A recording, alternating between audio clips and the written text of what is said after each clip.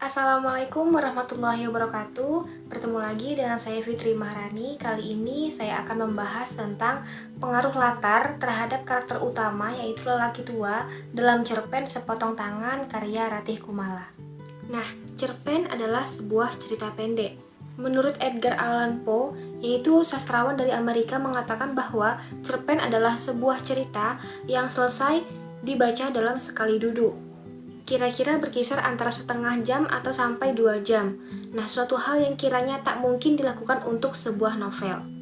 Walaupun sama-sama pendek, panjang cerpen itu bervariasi. Ada cerpen yang pendek atau short story, bahkan mungkin pendek sekali berkisar 500 kata. Ada cerpen yang panjangnya cukupan atau middle short story, serta ada cerpen yang panjang atau long short story yang terdiri dari puluhan atau bahkan beberapa puluh ribu kata. Nah, cerpen yang berjudul Sepotong Tangan karya Ratih Kumala ini telah mendapatkan apresiasi dari Anugerah Sastra Pena Kencana sebagai 20 cerpen Indonesia terbaik pada tahun 2008. Nah, cerita ini menceritakan tentang sepasang suami istri yang selalu mencintai satu sama lain sampai akhir hidup mereka. Nah, sang istri telah meninggal, tetapi cinta yang begitu kuat yang dimiliki sang suami berakibat fatal terhadap kehidupannya sepeninggal istrinya. Dalam cerpen ini, unsur latar sangat dominan dalam mempengaruhi perkembangan karakter tokoh utama. Nah, dalam pembahasan ini saya menggunakan pendekatan struktural. Nah, pendekatan struktural merupakan pendekatan intrinsik, yakni membicarakan karya tersebut pada unsur-unsur yang membangun karya sastra dari dalam. Nah, menurut Satoto, pendekatan tersebut meneliti karya sastra sebagai karya otonom dan terlepas dari latar belakang sosial, sejarah, biografi, pengarang, dan segala hal yang ada di luar karya sastra. Nah, tujuan dari pendekatan struktural ini yaitu bertujuan membongkar dan memaparkan secermat, seteliti, atau semendetail mungkin atau semendalam mungkin keterkaitan dan keterjalinan semua unsur dan aspek karya sastra yang bersama-sama menghasilkan makna menyeluruh. Nah, adapun unsur-unsur intrinsik dalam pendekatan struktural yaitu ada alur atau plot, tokoh, latar atau setting, tema, dan amanat. Nah, menurut saya, cerpen Sepotong Tangan karya Ratih Kumala ini antara latar itu mempengaruhi karakter tokoh utama, yaitu lelaki tua dalam cerpen tersebut. Sebagaimana pada awal ceritanya, sudah lama sepasang suami istri ini menikah tetapi tidak kunjung memiliki keturunan. Nah, kehidupan yang romantis tetap dipertahankan oleh pasangan ini. Nah, ritual-ritual pagi hari dan malam hari tak pernah terlewatkan oleh pasangan ini. Hal tersebut dapat terlihat dalam kutipan sebagai berikut.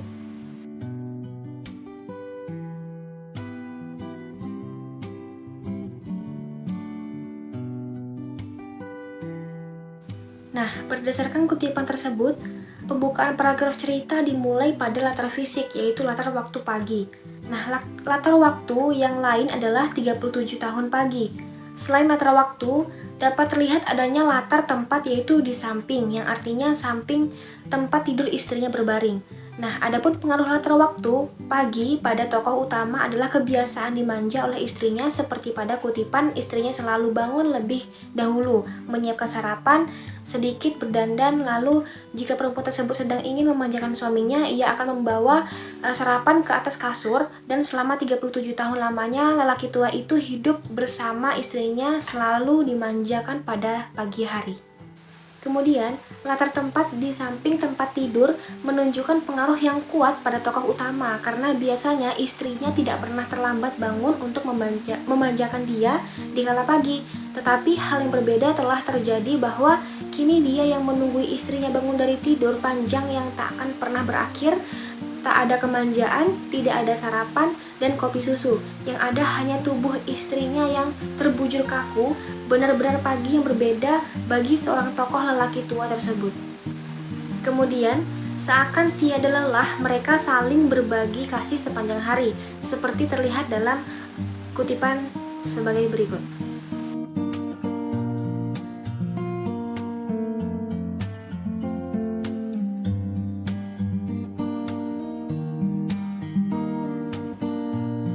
Nah, berdasarkan kutipan tersebut, paragraf cerita berikut ini juga diteruskan dengan latar fisik, yaitu latar tempat, ranjang, dan juga dalam kamar.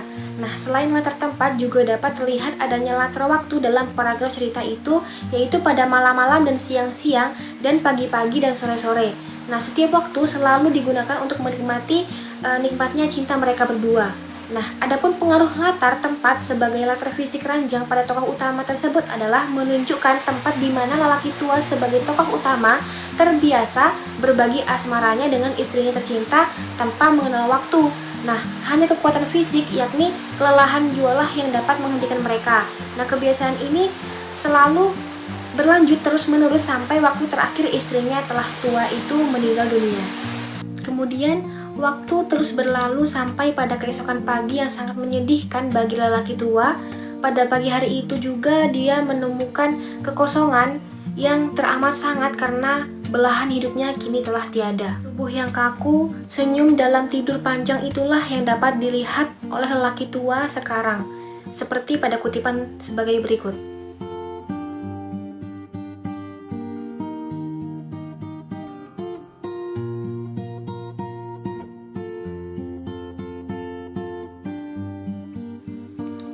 Pada kutipan tersebut, cerita sepotong tangan dengan tokoh utama lelaki tua tersebut berlanjut.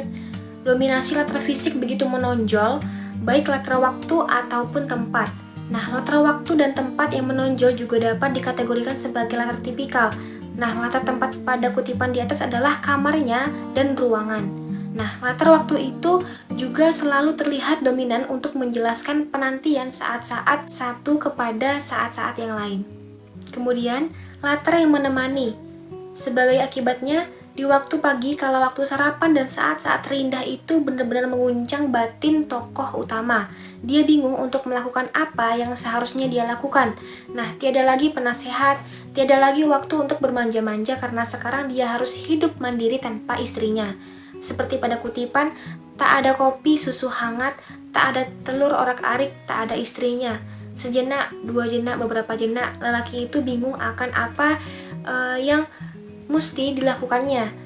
Nah, ia baru menyadari bahwa selama ini istrinya lah yang mengurus dirinya, menjelaskan pengaruh yang begitu hebat atas hubungan latar waktu terhadap tokoh utama lelaki tua. Nah, krisis hubungan sosial dalam diri lelaki tua jelas sangat mempengaruhi dia dalam mengambil sikap atas kematian istrinya. Kemudian lelaki tua ini hanya merasa hidup ini hanyalah dia dan istrinya, tetapi sebenarnya lebih daripada itu. Dalam kegalauan hati dia melakukan hal konyol karena tidak mampu pergi sendirian untuk mencari pertolongan. Atas tindakan ini, dia harus berurusan dengan pihak yang berwajib. Hal ini dapat terlihat pada kutipan sebagai berikut.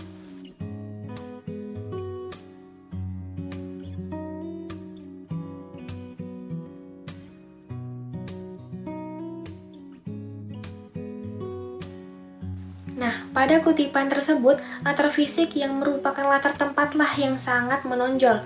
Latar-latar tersebut adalah di kantor polisi, rumahnya, dan di kamar. Nah, masing-masing latar tersebut memiliki pengaruh yang berbeda bagi tokoh utama lelaki tua. Latar tempat di kantor polisi membuat tokoh utama takut, grogi, dan membela diri sebisanya karena keluarga korban menginginkan kasus ini diusut. Nah, akhirnya dia hanya dapat berkata, "Aku selalu kemana-mana dengan istriku. Aku tak tahu apa yang harus kulakukan tanpa dia, karena membawa mayat sangat berat dan aku tak ingin menakut-nakuti orang. Nah, maka aku membawa tangannya saja," jelasnya. "Aku tidak gila." Lelaki itu menyanggah. Kemudian latar rumah dan kamar yang dipakai oleh para otopsi untuk mencari bukti-bukti dari kematian istrinya. Kemudian ia berkata, "Aku bingung tanpa istriku." Wajahnya sangat sedih, air matanya mengalir, orang-orang tetap tak percaya. Nah, cinta yang dulu selalu diperjuangkan berdua dengan istrinya kini tinggal angan-angan. Kini dia sendiri di depan para keluarga wanita yang tidak mempercayainya harus mempertanggungjawabkan cinta setianya. Selain latar fisik, pada kutipan tersebut juga terdapat latar spiritual. Nah, latar tersebut berhubungan dengan tata cara mengurusi orang yang meninggal.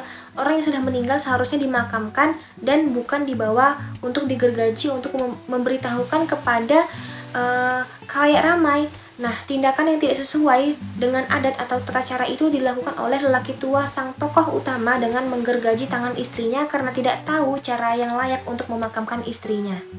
Jadi, kesimpulannya, cerita pendek yang berjudul Sepotong Tangan karya Ratih Kumala ini menunjukkan bahwa latar mempengaruhi perkembangan karakter tokoh utama yaitu lelaki tua tersebut.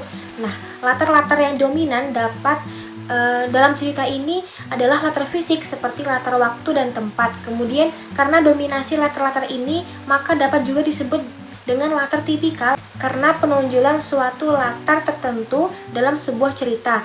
Nah, kemudian latar spiritual hanya terdapat sekali karena berhubungan dengan tata cara atau adat pengurusan jenazah di Indonesia. Sedangkan latar netral tidak dapat ditemukan dalam cerita ini. Jadi menurut saya latar pada cerpen ini sangat mempengaruhi perkembangan karakter tokoh utama pada cerpen tersebut. Baiklah, sekian yang dapat saya sampaikan. Lebih dan kurang saya mohon maaf. Saya akhiri. Wassalamualaikum warahmatullahi wabarakatuh.